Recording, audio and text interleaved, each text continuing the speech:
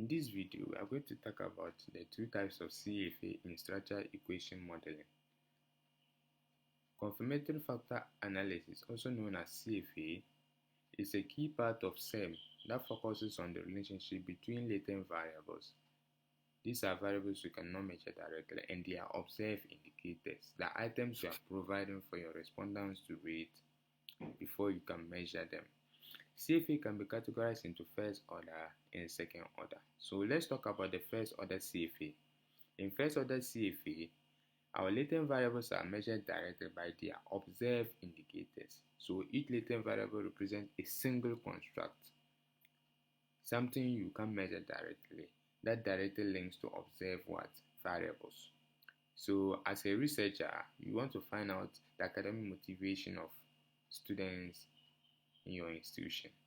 So you provide with them 6 Likert scale items to rate their responses from 1 to 5, from strongly disagree to strongly agree. So while they provide their responses to the 6 items you are listing for them, these items are the observed variables. They are also known as the indicators in CFA. However, taking a composite score, you know that you are trying to measure academic motivation. So academic motivation now becomes your latent variable. So in first order CFA, it is just about the latent variable and its indicators.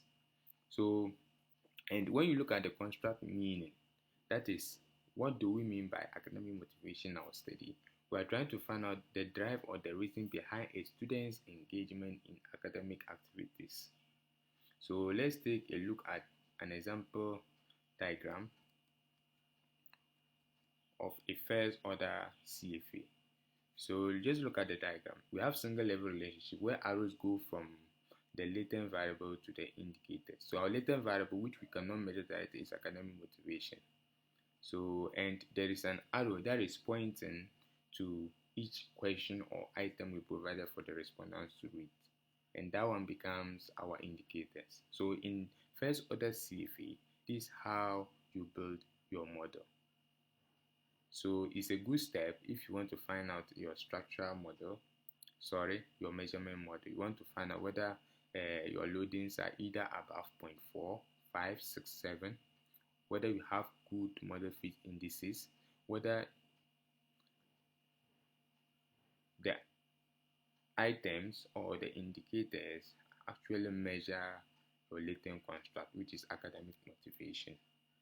So let's talk about the second, which is second order CFA. In second order CFA, first order latent variables are themselves indicators of a higher order latent variable. So this approach is used when you suspect that multiple first order constructs load onto an overarching second order construct. So now, for instance, as a researcher, you are trying to measure well-being, and you know that well-being is very broad. However, you are able to categorize them into mental health, social functioning, and vitality. So let's go to the meaning. With mental health, we are talking about the psychological well-being, including the emotional balance or absence of mental illness, stress management, and overall satisfaction with life.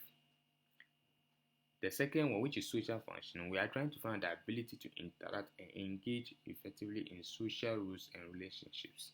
So this has to do with maintaining friendships or relationships, participating in social activities, and fulfilling family, work, or any community rules or obligations. The last one, which is vitality, refers to the feeling of energy, enthusiasm, and physical vigor. So here, you want to measure how likely energetic or fatigued a person feels, which directly affects their ability to function and engage with life. So in second order CFA, we know that a well-being of an individual is very broad. However, we have decided that we are going to categorize them into 3 in order to be able to measure at least 90% of their well-being or wellness. So with mental health, social functioning, and vitality, they are latent variables because you cannot measure them directly.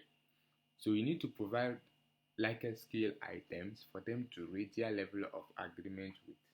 After we taking a composite score of each item, will help identify that particular construct or latent variable we are looking for. So when we take mental health, we will provide a series of statements or items for them to rate. After this, we will take an average of that or total score, and that represents mental health. We take social functioning and vitality and we apply the same procedure. So, for instance, look at our example here. Each first order variable is itself measured by observed indicators. So when you take mental health, you see that item 1, 2, 3, when you put them together, it measures mental health. When it comes to social functioning, item 4, 5, 6, taking a composite score, whether additive, that is addition, or an average, gives you social functioning. And when we talk about vitality, when you take an item 7, 8, 9 and add them or take an average, it measures vitality. So it means that you cannot measure mental health directly by one statement. Social function, you can also measure that by one statement, and vitality you can measure by one statement. So they themselves are latent variables. While those questions you ask for them to provide their responses are the indicators. However, you know that these things do not stand alone. They come together to form what we call what? The general well-being. So since they come in together to form general well-being, then it means that you are performing a second order confirmatory factor analysis. So just look at this diagram. You see that we have arrows drawing from general well-being to mental health, social functioning, and vitality. After that, the underlying constructs or latent variables, that is mental health, social functioning, and vitality, are also drawing arrows to series of what indicators. So that means that you are performing second order. Second order means the latent variables you are measuring, they themselves, when they come together to form another latent variable. So that is the difference between CFA. So when you take something like academic help-seeking behavior, we have instrumental help-seeking behavior, executive help-seeking behavior, and avoidance of help-seeking behavior. We know these things are measuring different things, and they have a set of questions you need to answer before to be able to determine them. So it means that that's first order. Now, when you put them together to now measure academic help-seeking behavior as a whole, then it means that you are doing second order confirmatory factor analysis.